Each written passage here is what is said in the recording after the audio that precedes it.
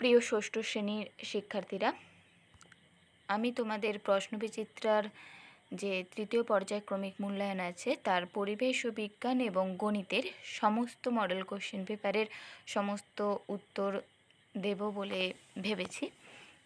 তাই আজকে আমি একটি পরিবেশ ও বিজ্ঞান থেকে প্রথমে যে মধ্যশিক্ষা পর্ষদ প্রদত্ত নমুনা প্রশ্নপত্রটি আছে তার সমস্ত অ্যান্সার আলোচনা করব।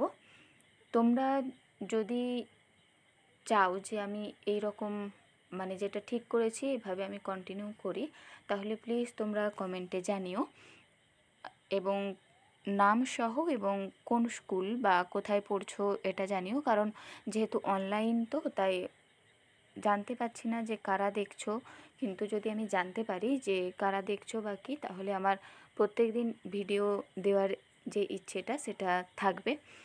আর যদি তোমরা অন্য কোনো রকম ভিডিও চাও বা অন্য কোনো রকম কোশ্চেনের উত্তর চাও, তাহলে আমাকে কমেন্ট করে জানিও এবং একটু শেয়ার করে রেখো।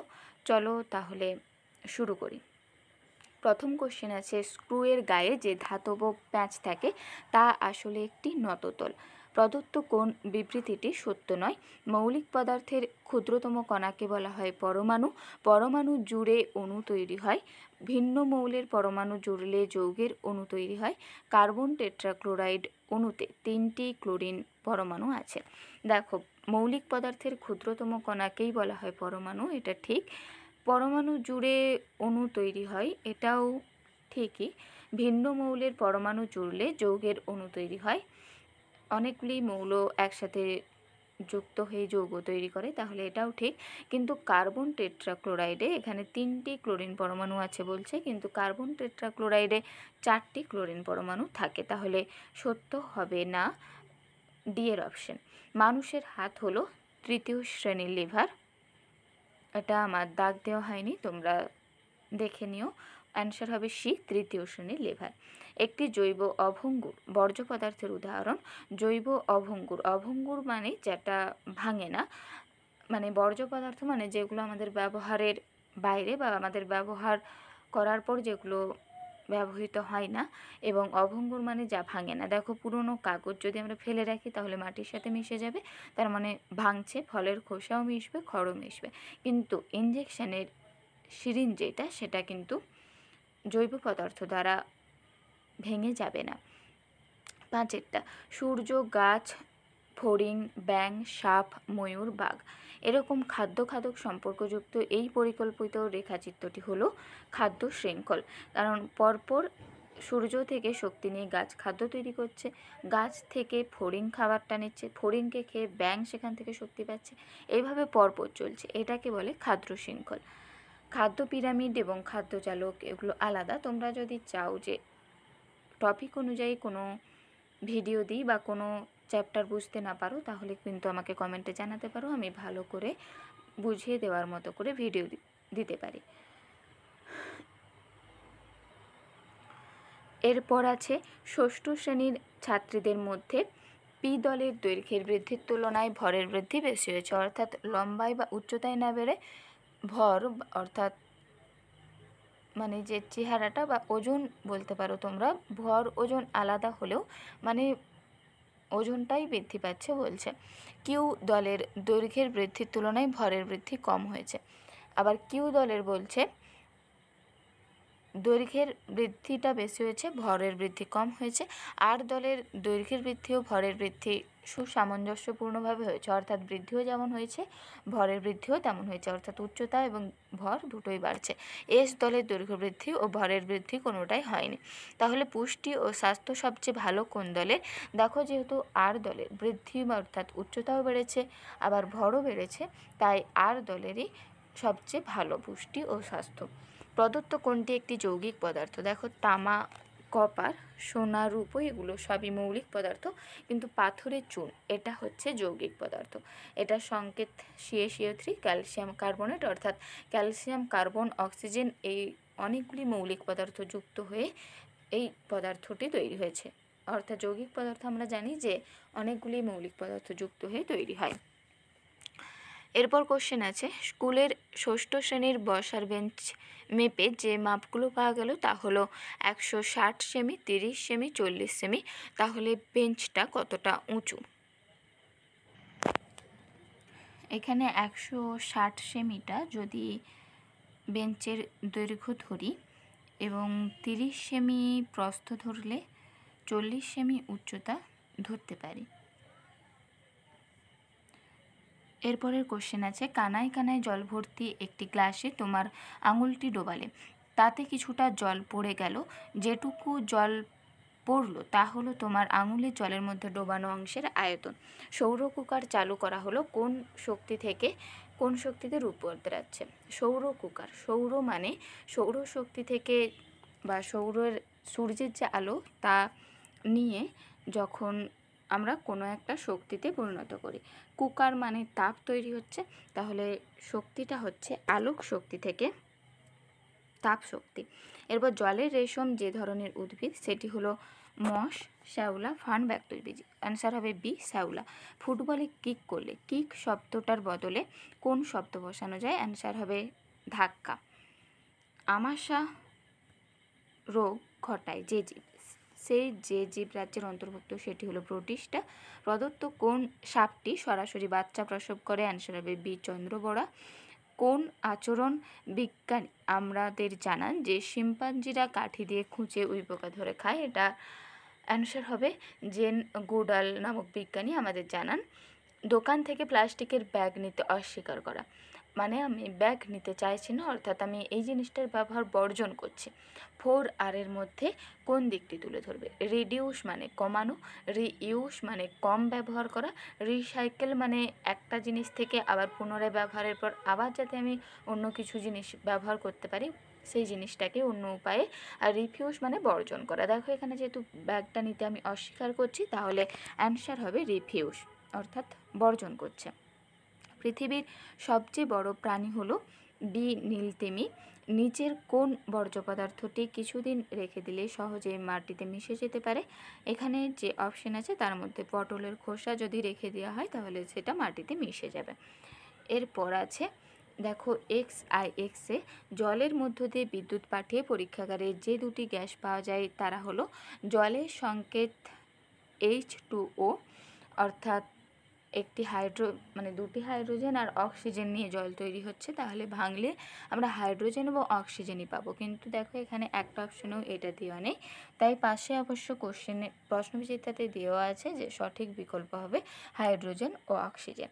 যে মেরুদণ্ডী প্রাণী ডাঙাতেই ডিম পাড়ে, ডাঙাতেই বড় হয় আর চলার সময় বুক মাটিতে ঘষতে যায় সেটি হলো সরীসৃপ। সরীসৃপেররা ডিম পাড়ে এবং ডাঙাতে বড় হয় আর চলার সময় বুকটা মাটিতে ঘষতে যায়। মাছ আমরা জানি জলে থাকে, উভচর মানে ডাঙায় থাকে আবার জলে যখন ডিম পাড়ে তখন থাকে, আর পাখি তো আকাশে উড়ে এবং সেহেতু বুক মাটিতে ঘষতে যায়, এইখানে পাখি হচ্ছে না, তাই অ্যান্সার হবে সরীসৃপ। তোমরা আমাকে কমেন্টে সরীসৃপের উদাহরণ জানিও। ব্যাগের মুখ আটকানো হয় যে চেনের সাহায্যে তার সঙ্গে মিল আছে হচ্ছে পুলি হবে। তোমার দেখা একটি সরল যন্ত্রের নাম লেখো যা মা রান্না করার সময় ব্যবহার করেন। অনেকেই আছে তবু ছুরিটা আমি লিখেছি এখানে। হামব্যাক তিমিরা কিভাবে নিজেদের মধ্যে যোগাযোগ রাখে? সুরেলা গানের সাহায্যে। এমন একটি ধাতুর নাম লেখো যা ঘরের উষ্ণতায় তরল। অ্যান্সার হবে পারদ। এই পারদ কোশ্চেনের অ্যান্সারটা কিন্তু ভালো করে মনে রেখো, এটা খুব ইম্পর্ট্যান্ট কোশ্চেন। কোন সরল যন্ত্র ব্যবহার করে কুয়ো থেকে জল তোলা সুবিধাজনক? এটা হবে কপিকল। সাইকেলের মধ্যে অনেকগুলো সরল যন্ত্র থাকে, এর মধ্যে যে কোনো একটি অংশের নাম হচ্ছে চাকা ও অক্ষ, ও সেটি কী ধরনের সরল যন্ত্র? এটা হচ্ছে চক্র ও অক্ষ। এরপর দেখা আছে 5-এর দাগ, ঘরের দৈর্ঘ্য প্রস্থের সঙ্গে আর কি জানা থাকলে একটি ঘরের মধ্যে কত আয়তনের বায়ু আছে তা মাপা যাবে? আয়তন মাপতে গেলে দৈর্ঘ্য প্রস্থর সাথে আমাদের উচ্চতা জানতে হবে। চটের তৈরি ব্যাগ কী ধরনের বর্জ্য পদার্থ? এটা হচ্ছে জৈব ভঙ্গুর বর্জ্য পদার্থ। ক্লোরিনের পারমাণবিকতা 2 হলে একটি ক্লোরিন অণুর সংকেত কি হবে? Cl2। ক্লোরিনের সংকেত Cl, যেহেতু পারমাণবিকতা 2 তাই Cl2। এরপর শূন্যস্থান পূরণ করতে বলেছে। দৈর্ঘ্য মাপা হয় স্কেলের সাহায্যে, তাহলে তরলের আয়তন মাপা হবে আয়তন মাপনী চুঙের সাহায্যে। চাষের জমি থেকে পাওয়া একটি বর্জ্য হলো ফসলের অবশিষ্টাংশ। পিঁপড়েদের সমাজে দাসী, সৈন্য আর শ্রমিক সবাই আসলে রানীর মেয়ে। এই কোশ্চেনটার উত্তর লেখা নেই, কিন্তু তোমরা কিন্তু দেখে তোমাদের প্রশ্নবিচিত্রায় লিখে নিও। আমি বলে দিলাম, অ্যান্সার হবে রানীর মেয়ে। মেরুদণ্ডী প্রাণীদের দেহের মাঝ বরাবর ভ্রূণ অবস্থায় থাকে নোটোকর্ড নামের একটি দণ্ড। জলবিদ্যুৎ তৈরিতে মূল ভূমিকা পালন করে সূর্য, এটা হবে মিথ্যা, কারণ জলবিদ্যুৎ তৈরিতে আমাদের নদীর জল বা মেন নদীর জলটাই ব্যবহৃত হয়, তাহলে সূর্যের সেখানে কোনো ভূমিকা নেই। দইয়ের সাজায় থাকা কোন ধরনের জীব দুধকে দই বানিয়ে দেয়? অ্যান্সার হচ্ছে ব্যাকটেরিয়া। আর যদি ভালো করে বলতে চাও, ল্যাক্টোব্যাসিলাস নামক ব্যাকটেরিয়া। বৃত্তের মধ্যে লেখা 3টি শব্দের মধ্যে যে শব্দটির অন্য 2টি শব্দের সঙ্গে সম্পর্ক কম, তার উপর একটি কাটা চিহ্ন দিতে বলেছে। দেখো, নিউটন, ঝড়, গতিশক্তি। আমরা নিউটন জানি যে গতিশক্তি, স্থিতিশক্তি এইসব নিয়ে সূত্র দিয়েছেন, কিন্তু ঝড়ের সাথে নিউটন আর গতিশক্তির কোনো সম্পর্ক নেই, তাই ঝড় হবে অ্যান্সার। এরপর আছে 3 দাগের 1, বাড়িঘর নিয়মিত পরিষ্কার রাখা হয় কেন? কারণ জীবাণু ও কীটপতঙ্গ দূর হয় যদি নিয়মিত বাড়িঘর পরিষ্কার করে রাখা হয়, ফলে রোগ সংক্রমণ কমে। তোমার বাড়িতে তৈরি একটি জৈব অভঙ্গুর আর একটি জৈব ভঙ্গুর বর্জ্য পদার্থের নাম লেখো। অভঙ্গুর হচ্ছে প্লাস্টিক বোতল, আর ভঙ্গুর হবে সবজির খোসা। একটি বাঁকা দাগের দৈর্ঘ্য একটি সরু সুতো একটি রুলারের সাহায্যে কিভাবে মাপা যাবে? দেখো, প্রথমে বাঁকা দাগের উপর সুতোটা ধরে রাখতে হবে, এরপর সুতো দিয়ে দাগের 2 প্রান্ত চিহ্নিত করতে হবে। চিহ্ন করা অংশটিকে সরল করে রুলারের উপর রাখতে হবে, তারপরে মাপতে হবে। রুলারে কত সেমি হয়েছে তা পড়ে নিয়ে মাপতে হবে। এরপর আছে ধাতুর 2টি সাধারণ বৈশিষ্ট্য। দেখো, ধাতু হচ্ছে তাপ ও তড়িতের অর্থাৎ তাপ ও বিদ্যুতের ভালো পরিবাহী, এবং ধাতু নমনীয় ও প্রসার্য। যেমন সোনা দিয়ে যে জিনিস তৈরি হয় ধাতু, সেটা অনেক রকম ডিজাইন করা যায় এই নমনীয় হওয়ার জন্যই। এরপর কোশ্চেন আছে 5এরটা, এমন 2টি পাখির নাম লেখো যাদের শুধু শীতকালে দেখতে পাওয়া যায়। অ্যান্সার হবে খঞ্জনা, কাজল পাখি, আর্কটিক টার্ন ইত্যাদি। একটি স্প্রিংয়ের স্থিতিশক্তি তুমি কীভাবে বাড়াতে পারো? দেখো, স্প্রিংয়ের স্থিতিস্থাপকতা বাড়ানো যাবে মোটা তার ব্যবহার করে, কুণ্ডলীর সংখ্যা কমিয়ে, ছোট ও শক্ত ধাতু ব্যবহার করে। এরপর আছে তারা মাছে অনুপস্থিত কিন্তু রুই মাছে উপস্থিত মৎস্য শ্রেণীর 2টি বৈশিষ্ট্য উল্লেখ করো। হবে ফুলকা, আঁশ। তারা মাছ কিন্তু একাইনোডার্মাটা পর্বের অন্তর্গত, তাই তাদের ফুলকা, আঁশ এইসব থাকে না।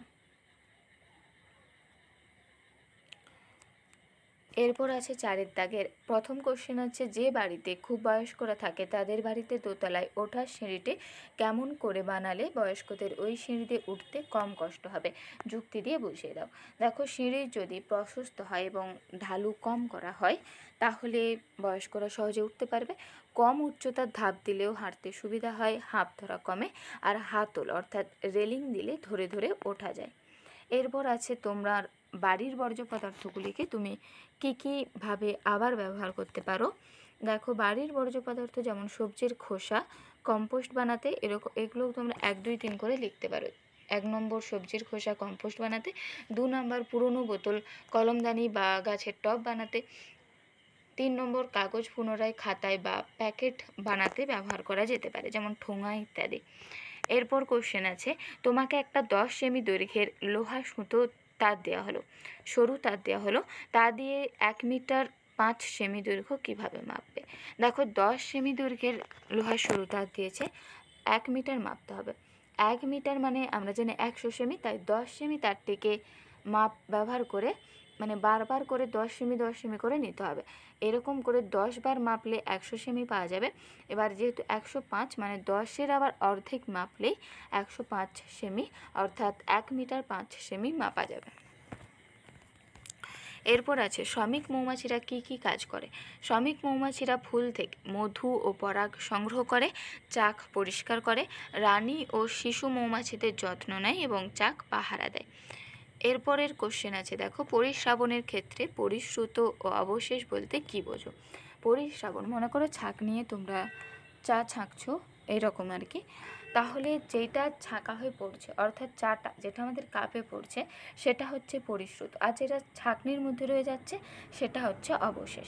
দেখো এখানে পরিশ্রাবণের সময় ছাঁকনিতে যে পরিষ্কার তরল যায় তাকে পরিশ্রুত বলে, আর যে কঠিন অংশটা ছাঁকনিতে আটকে রয়ে যায় সেটাকে অবশেষ বলে। এখানে যে অপশন আছে যেগুলি এই পদ্ধতিতে আলাদা করা যাবে, দেখো চিনি জলীয় দ্রবণ, মনে করো তোমরা শরবতে চিনি যদি মিশিয়ে নাও তাহলে যদি ছাঁকনি ছাঁকো তাহলে কিন্তু চিনিটা আর জলটা সবই ছাঁকনির দিকে নিচে নেমে যাবে। তেল ও তেলে গুলে যাওয়া তেল রং, তাও কিন্তু ছাঁকা যাবে না, কিন্তু বালি ও জলের মিশ্রণ যদি আমরা ছাঁকি তাহলে বালিটা উপরে অর্থাৎ ছাঁকনির মধ্যে রয়ে যাবে এবং জলটা নিচে পড়বে। তাহলে অ্যান্সার হবে সি, বালি ও জলের মিশ্রণ পরিশ্রাবণ করে আলাদা করা যাবে। এরপরের কোশ্চেন আছে গাছ কার থেকে শক্তি পায়, অ্যান্সার হবে সূর্যের আলো থেকে। এই ঘটনায় কোন শক্তি কোন শক্তিতে রূপান্তরিত হচ্ছে, যেহেতু সূর্যের আলো থেকে শক্তি পাচ্ছে তাহলে আলোক শক্তি থেকে খাদ্য তৈরি করছে, অর্থাৎ রাসায়নিক জিনিস মানে রাসায়নিক শক্তি হবে। যদি বেশিরভাগ গাছ কেটে ফেলা হয় তবে কি হতে পারে, অক্সিজেনের পরিমাণ কমবে, পরিবেশ ও জলবায়ুর ভারসাম্য কমবে। এরপর শেষ কোশ্চেন আছে 7-এর দাগ, ঘাস, গোলাপ আর আম গাছ কোন কোন উদ্ভিদ গোষ্ঠীর অন্তর্গত, তোমার বক্তব্যের সাপেক্ষে একটি করে যুক্তি দাও। দেখো ঘাস হচ্ছে বিরুৎ, এখানে বয় দীর্ঘই হবে, আমার ভুল করে হর্ষই লেখা হয়ে গেছে, তোমরা একটু ঠিক করে নিও বিরুৎ বানানটা, বয় দীর্ঘই।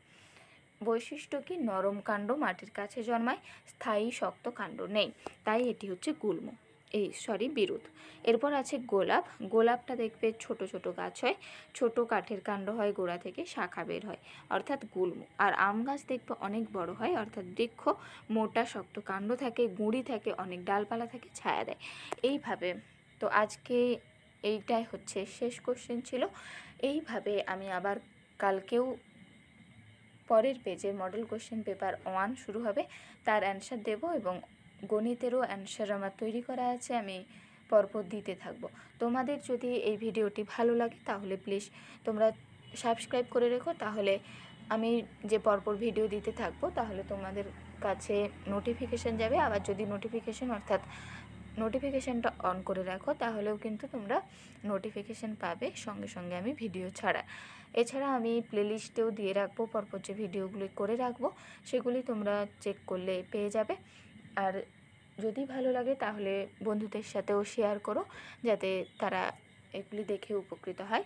আর তোমরা সবাই এটা জানো যে প্রশ্নবিচিত্রা সলভ করা কিন্তু খুবই দরকার, তাহলে পরীক্ষার সময় তোমরা প্রায় 100% কমন পাবে এই প্রশ্নবিচিত্রা থেকেই যদি অ্যান্সারগুলি ভালো করে যাও। চলো আজকে তাহলে এই পর্যন্তই, আবার পরের দিন মডেল কোশ্চেন পেপার 1 দিয়ে শুরু করব।